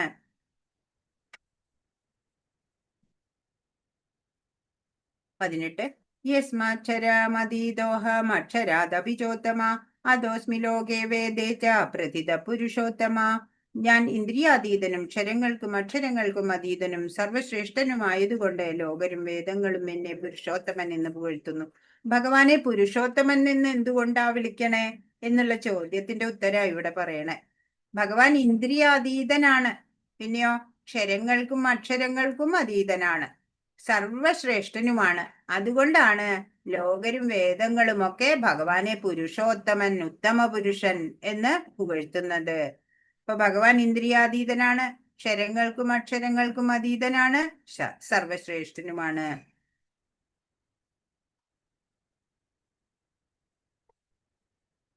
19 യോ മാമേവമസമ്മൂഢോ ജാനാതി പുരുഷോത്തമം സ സർവവിദ് ഭജതി മാം സർവഭാവേന ഭാരത. എന്നെ പരമദിവ്യോത്തമ പുരുഷനായ ഭഗവാൻ എന്ന് നിസ്സംശയം അറിയുന്നവർ എല്ലാം അറിയുന്നവരാണ്. ഹേ ഭാരത, അതുകൊണ്ട് അവർ എന്റെ ഭക്തിയുത സേവനത്തിൽ പൂർണ്ണമായും മുഴുകിയിരിക്കുന്നു. അപ്പൊ ഭഗവാന്റെ ആ സർവശ്രേഷ്ഠതമമായിട്ടുള്ള സ്റ്റാറ്റസ് നിസ്സംശയം അറിയുന്നവരുണ്ടല്ലോ, അവരെ എല്ലാം അറിയുന്നവരായിട്ടാ പറയണേ. അവർക്ക് ഇനി അറിയാനൊന്നും ബാക്കിയില്ല, അവരെല്ലാം അറിഞ്ഞു കഴിഞ്ഞവരാണ്. ഭഗവാനെ കുറിച്ച് നിസ്സംശയം എല്ലാ ജ്ഞാനവും നേടിയവര്, എല്ലാ സകല ജ്ഞാനവും ഉള്ളവരാണ് എന്ന് ഭഗവാൻ പറയാണ്. ഹേ ഭാരത, അതുകൊണ്ട് അവർ എന്റെ ഭക്തിയുത സേവനത്തിൽ പൂർണ്ണമായും മുഴുകിയിരിക്കുന്നു. ഭഗവാന്റെ ആ സ്റ്റാറ്റസ് ഇത്ര വലുതാണെന്ന് അർജുനൻ മനസ്സിലാക്കിയല്ലേ. പരം ബ്രഹ്മ പരം ധാമ പവിത്രം പരമം ഭവാൻ പുരുഷം ശാശ്വതം ദിവ്യമാതിദേവമജം വിഭും. ഭഗവാന്റെ ആ വിഭൂതികള് അല്ലെങ്കിൽ വിശ്വരൂപമൊക്കെ കണ്ടിട്ട് അർജുനൻ പറഞ്ഞു, അതുപോലെ മനസ്സിലാക്കണം ഭഗവാനെ. ഭഗവാനാണ് എല്ലാത്തിന്റെയും ഉറവിടം, എല്ലാത്തിന്റെയും പരമമായ പ്രാപ്യസ്ഥാനം ഭഗവാനാണ് എന്നെല്ലാം ഭഗവാനെ കുറിച്ചുള്ള പരിപൂർണ ജ്ഞാനം സിദ്ധിച്ചവര് അവര് പിന്നെ എപ്പോഴും ഭക്തിയുത സേവനത്തില് മുഴുകിയിരിക്കും. അതുകൊണ്ട് തന്നെ പിന്നെ അവർക്ക് ജനിമൃതികള് ഇല്ല, അവരെന്റെ ധാമത്തിലേക്ക് എത്തും എന്ന് ഭഗവാൻ വീണ്ടും വീണ്ടും ഓർമ്മിപ്പിക്കുകയാണ്. 20ാമത്തെ ശ്ലോകം. ഇതി ഗുഹ്യതമം ശാസ്ത്രം ഇതമുക്തം മയാനഘ ഏതദ് ബുദ്ധ്വാ ബുദ്ധിമാൻ സ്യാദ് കൃതകൃത്യശ്ച ഭാരത. ഹേ പാപരഹിത അനഘ എന്നാ വിളിക്കണേ. ഞാൻ ഇപ്പോൾ ഉപദേശിച്ച ഈ ജ്ഞാനം, ഈ രഹസ്യതമമായ ജ്ഞാനം ഉണ്ടല്ലോ, അത് ഭഗവാൻ ഇപ്പൊ ഉപദേശിച്ചു അല്ലെ.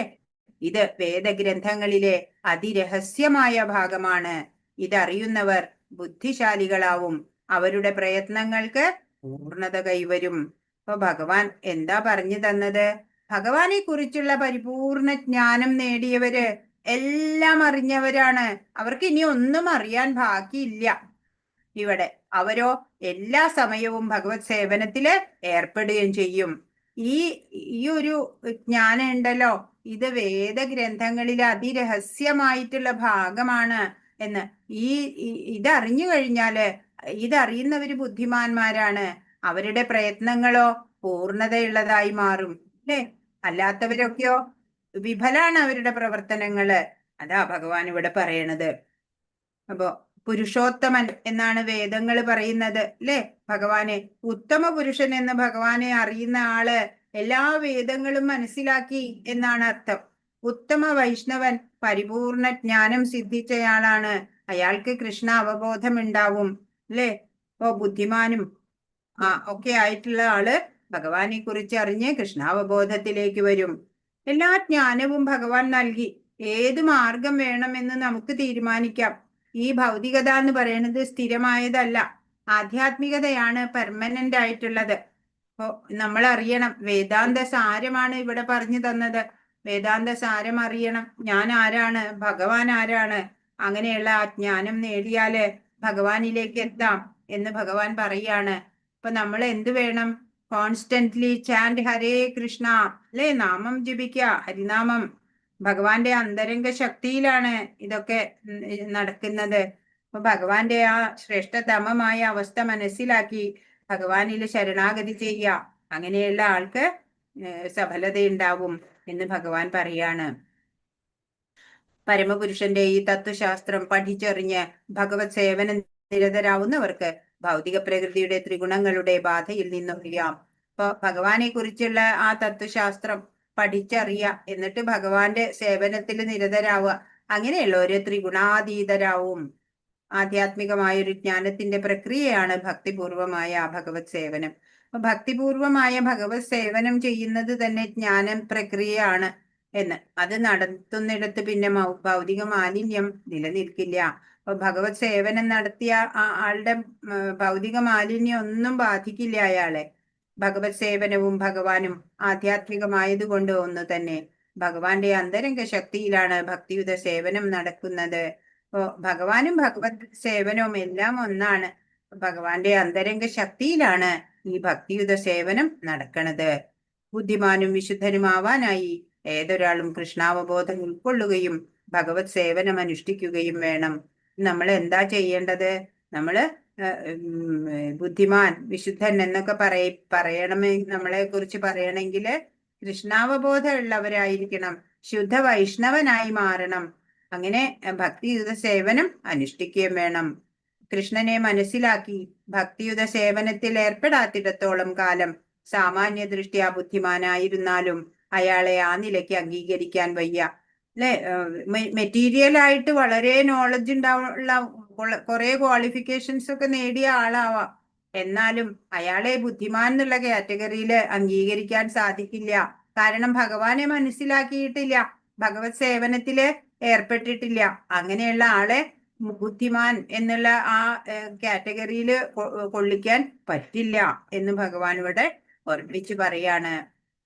ഇപ്പൊ ഇവിടെ സുദാമയുടെ കഥ എല്ലാവർക്കും അറിയാം അല്ലെ? കുചേലൻ അവിൽപ്പൊതിയായിട്ട് വന്നു, ഭഗവാൻ അനുഗ്രഹങ്ങൾ ചൊരിഞ്ഞ കഥ എല്ലാവർക്കും അറിയുന്ന കഥ. ഹരേ കൃഷ്ണ കൃഷ്ണ കൃഷ്ണ ഹരേ ഹരേ, ഹരേ രാമ രാമ രാമ ഹരേ ഹരേ. വാഞ്ചാകൽപതരുഭ്യശ്ച കൃപാ സിന്ധുഭ്യേവ ച പതിതാനാം പാവനേഭ്യോ വൈഷ്ണവേഭ്യോ നമോ നമഃ. അനന്തകോടി വൈഷ്ണവ വൃന്ദ കി ജയ്, ശ്രീല പ്രഭുപാദ് കി ജയ്, ഗുരു മഹാരാജ് കി ജയ്. ഹരേ കൃഷ്ണ.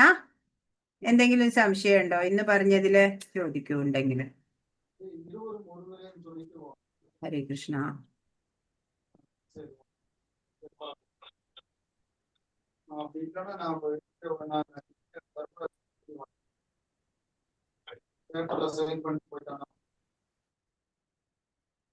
ഹരേ കൃഷ്ണ. എന്തെങ്കിലും സംശയം ഉണ്ടെങ്കിൽ ചോദിക്കൂ.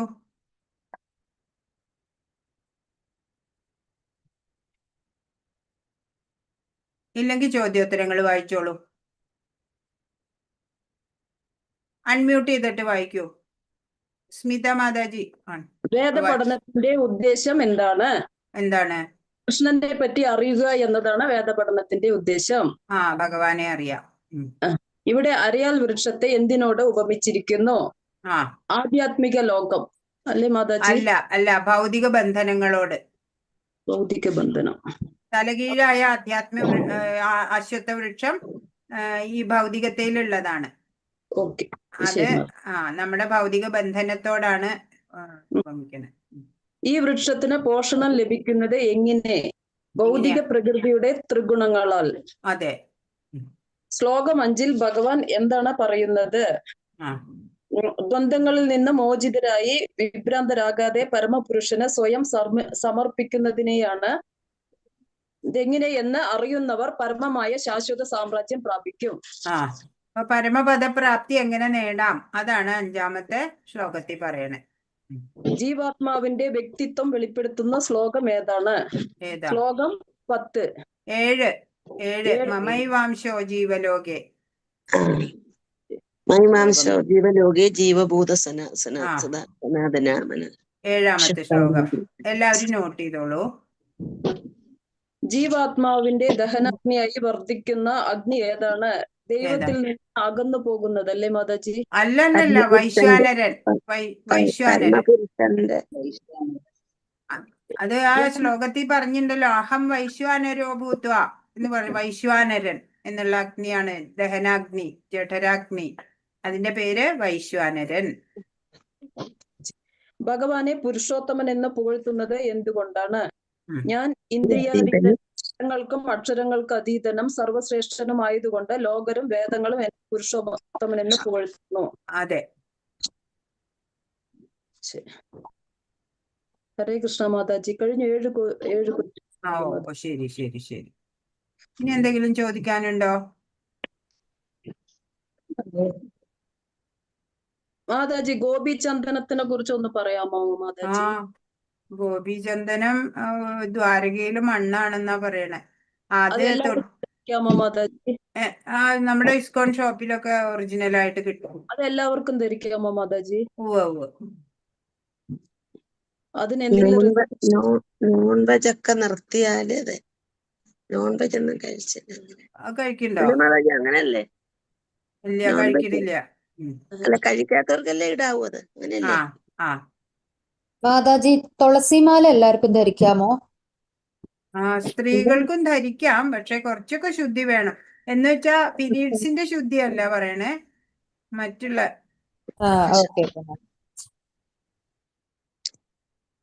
നമ്മൾ ധരിച്ചു കഴിയുമ്പോൾ നമ്മുടെ ശരീരത്തിന്റെ ഒരു ഭാഗമായി എന്നാ പറയാ. പിന്നെ ഇപ്പൊ നമ്മള് പീരീഡ്സ് സ്ത്രീകൾക്ക് ഇപ്പൊ അശുദ്ധി വന്നോ, അതൊന്നും പ്രശ്നമില്ല. അതുപോലെ മാല ജപിക്കാൻ സ്ത്രീകൾക്ക് എല്ലാ സമയത്തും ജപിക്കാമോ? എപ്പോഴും ജപിക്കാം. മാല ഉപയോഗിക്കാണ്ടേയും ജപിക്കാം. ആ സമയത്ത് അശുദ്ധി തോന്നുകയാണെന്നുണ്ടെങ്കിൽ. ഇപ്പൊ ഞങ്ങളുടെ മാലയൊന്നും അങ്ങനെ ജപിച്ചുകൂടാ, കാരണം ഗുരു തന്നതാ, ഞങ്ങക്ക് ദീക്ഷ തരുമ്പോ തന്നതാ. അതൊരു പവിത്രമായിട്ടുള്ള മാല. അല്ലാതെയുള്ള മാലകളൊക്കെ നമുക്ക് ജപിക്കാം. പീരീഡ്സ് ടൈമിൽ ജപിക്കാം. മാതാജി, ഒരു സംശയം ചോദിച്ചോട്ടെ? ശ്ലോകം 5 ഭഗവാൻ എന്താണ് പറയുന്നത് എന്നുള്ളതിന് സനാതന തത്വത്തെ അറിഞ്ഞ് ജീവിക്കണം എന്നൊറ്റ വാക്കിൽ പറയാമോ? അത് പറഞ്ഞാൽ ശരിയാവില്ല. സനാതന തത്വം എന്ന് പറഞ്ഞാൽ ഭഗവത് തത്വം, പരമസത്യം എന്നൊക്കെ ഒന്നും കൂടി ക്ലിയർ ആക്കി പറയേണ്ടി വരും. വിദ്യാഭിമാനം, മായ, മോഹം, ദുസ്സംസർഗം എന്നിവ ഒഴിവാക്കിക്കൊണ്ട് സനാതന തത്വത്തെ അറിഞ്ഞ് ജീവിക്കണം. അതല്ലേ 5-ാമത്തെ ശ്ലോകത്തിൽ വ്യക്തമായിട്ട് പറഞ്ഞിട്ടുണ്ടല്ലോ. എഴുതാൻ പറ്റിയില്ല, ഒന്ന് പറയോ മാഡം? കാണിച്ചു തരാം. ഇവിടെ നോക്കിക്കോളൂ സ്ക്രീനില്.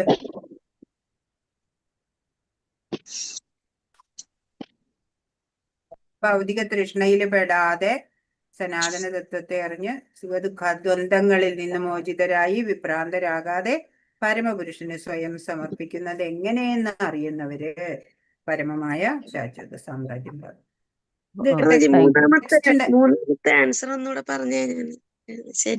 ഭൗതിക തൃഷ്ണയിൽ പെടാതെ. മൂന്നാമത്തെ വായിക്കും മാതാജി എഴുതിയത്. ഈ വൃക്ഷത്തിന് പോഷണം ലഭിക്കുന്നത് എങ്ങനെ?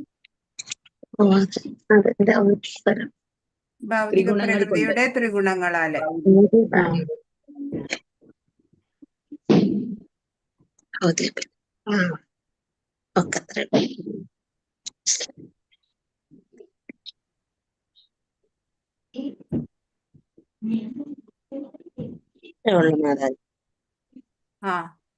മണിഭൂഷ മാതാജി ജോയിൻ ചെയ്തോ? ഇല്ല അല്ലേ?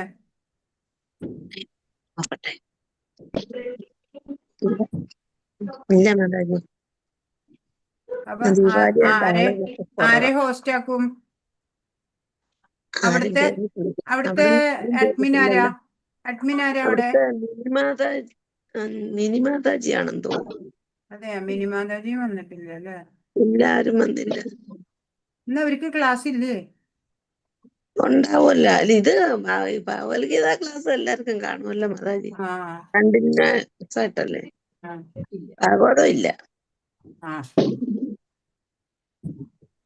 ഈ സമയാവണു. കേറിയില്ല ആരും. നമ്മുടെ ക്ലാസ്സിലുള്ളവര് മാത്രമേ ഉള്ളൂ, വേറെ ആരും കേറിയിട്ടില്ല നമ്മുടെ നേരെ. ക്ലാസ്സിൽ പ്രാവശ്യമാണ് ആള് അതെ, കുറവ്. വേറെ പുറത്തുനിന്ന് വേറെ ആരും കേറിയിട്ടില്ല. കേറിയിട്ടില്ല. ഞാന് വസന്ത മാതാജിയെ ഹോസ്റ്റ് ആക്കിയിട്ട് ഞാൻ ഇറങ്ങാൻ പോവാ. ഓക്കെ. എനിക്ക് ഭക്തിശാസ്ത്രിയുടെ ക്ലാസ് ഉണ്ടെന്നേ. ഞാൻ അവര് കേറുമ്പോ ആക്കിക്കോളാം മാതാജി. ആ ഇവിടെ ആ ആയിട്ടുണ്ട്. എല്ലാവർക്കും നന്ദി. ഹരേ കൃഷ്ണ. നാളെ കാണാം. പ്രണാമം മാതാജി. ഹരേ കൃഷ്ണ. ഹാപ്പി ദീപാവലി.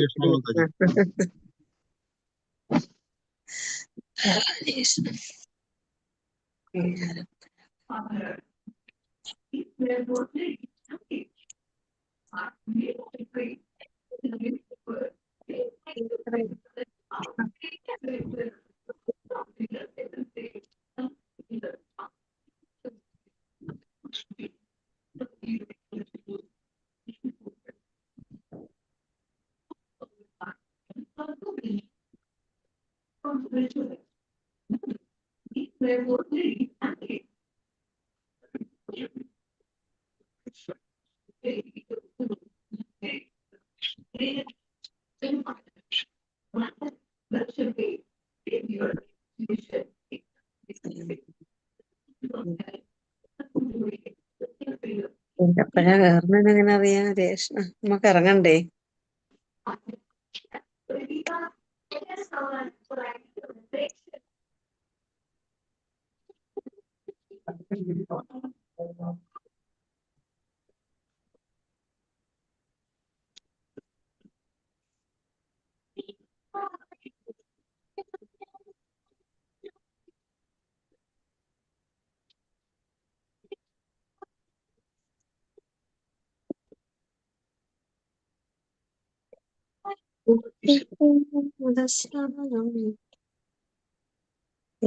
മാതാജി.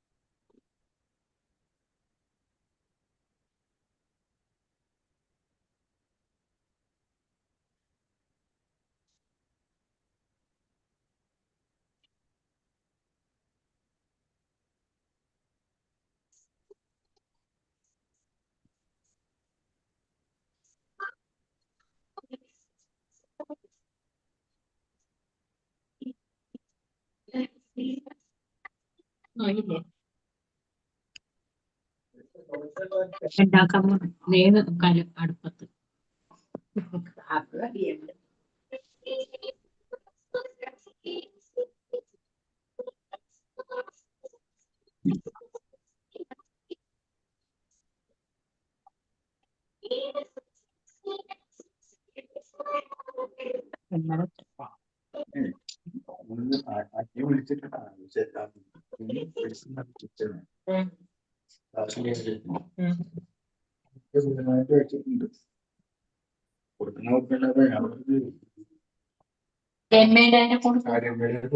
രമ്യക്ക് ഗൂഗിൾ പേ ചെയ്യാനും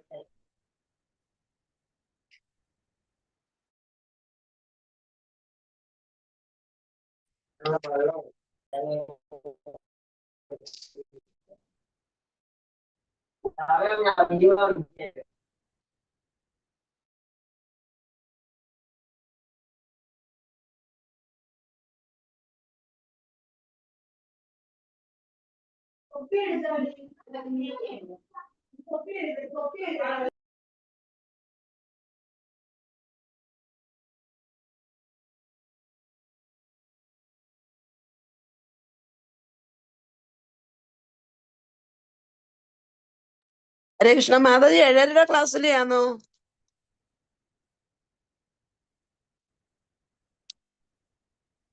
ഹരേ കൃഷ്ണ. ഒരു മാതാജിയെ കാണുന്നു, പക്ഷെ മാതാജി 7:30 ക്ലാസ്സിലെയാണോ? മാതാജിയെ കാണുന്നതും ഇല്ല, ഒന്നും അറിയാനും വയ്യ. അല്ല, മാതാജി 7:30 ക്ലാസ്സിലാണോ പഠിക്കുന്നതെന്ന് ചോദിച്ചേ. അല്ല, അതെ അതെ, 7:30. 7:30. മാതാജി കേറിയില്ല. എനിക്ക് എന്നെ ഹോസ്റ്റ് ആക്കിയിട്ട് ഞങ്ങളുടെ ക്ലാസ്സിൽ നിന്ന് മാതാജി ഇറങ്ങി. മണിഭൂഷണ മാതാജി കയറുമ്പോ ഹോസ്റ്റ് ആക്കാൻ വേണ്ടി. അത് ശരി. പക്ഷെ എനിക്ക് വന്നിട്ട് ഇറങ്ങണമെങ്കിൽ മാതാജി കേറിയേ പറ്റൂ. എത്തിയിട്ടില്ല ആള്. എന്തോ? മാതാജി എത്തിയിട്ടില്ല. മാതാജി കോഹോസ്റ്റ് ആരാ ഇതിനകത്തെന്നറിയാമോ? ഇല്ല. അറിയത്തില്ല. എനിക്കും അറിയത്തില്ല. അവരെ ആക്കിയിട്ട് എനിക്ക് ഇറങ്ങാനായിരുന്നു. എനിക്ക് ഇറങ്ങണ്ടേ. എനിക്ക് ക്ലാസ് കഴിഞ്ഞിട്ട് 10 മിനിറ്റായി. എന്നെ ആക്കിയിട്ട് മാതാജി ഇറങ്ങി. മാതാജി ക്ലാസ് ഉണ്ട്, അതുകൊണ്ട് മാതാജി ഇറങ്ങിപ്പോയി. അത് ശരി. ഞാൻ ഇനി ആരെങ്കിലും കേറി അവരെ ഹോസ്റ്റ് ആക്കിയിട്ട് എനിക്ക് ഇറങ്ങാനും പറ്റൂ. ഞങ്ങളിങ്ങനെ കാത്തിരിക്കുക. അതെന്തോ പറ്റിയെന്ന് അറിയില്ല. ഒന്നും അറിഞ്ഞൂടാ. ക്ലാസ്സിലെന്ന് പറഞ്ഞില്ലല്ലോ എന്നല്ലേ? ഇല്ല, ഒന്നും പറഞ്ഞില്ല. ഒന്നും അറിയാൻ വയ്യ. മണിവിഷ മാതാജിക്ക് ഞാൻ മെസ്സേജ് വിടാൻ. മാതാജിയുടെ പേരെന്തുവാ? എന്റെ പേര് വസന്ത. വസന്ത. ഓ, ശരി, കണ്ടു. വസന്ത രാജൻ. മാതാജിയുടെ പേര് ഇതിലില്ല, വേറെ ഫോണിന്റെ പേരാ കിടക്കുന്നത്. അത് ശരി. സിയോമിയോ കണ്ടാ.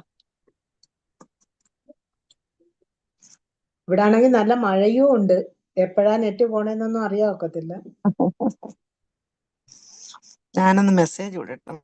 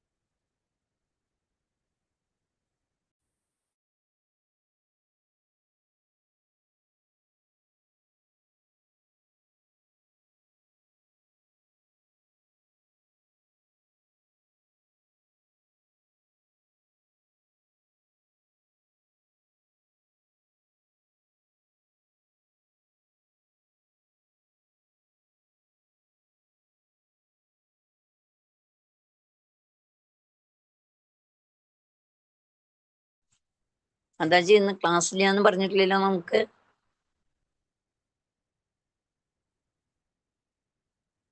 ഒന്നും ഒന്നും പറഞ്ഞില്ലെന്ന് തന്നെ അതിന്റെ ഓർമ്മ.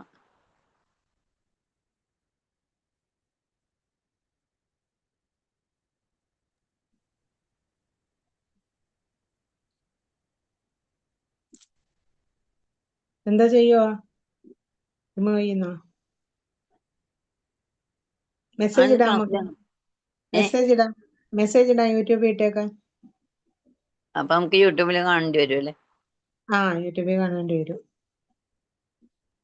ഇല്ലാന്ന് തോന്നുന്നു, മാതാജി കാണാനില്ലല്ലോ. ഇല്ലല്ല.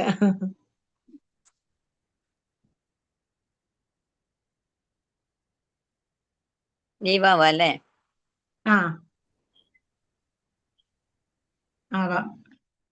എന്നിട്ട് മെസ്സേജ് ഇടാം. മാതാജി ഉണ്ടാവും എന്തായാലും. ആരാ, ഞാനോ?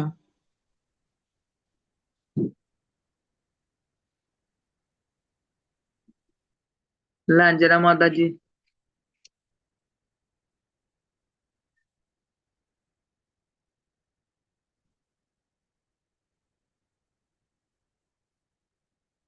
ഹലോ, ഇടയിലുണ്ടോ? ഹലോ,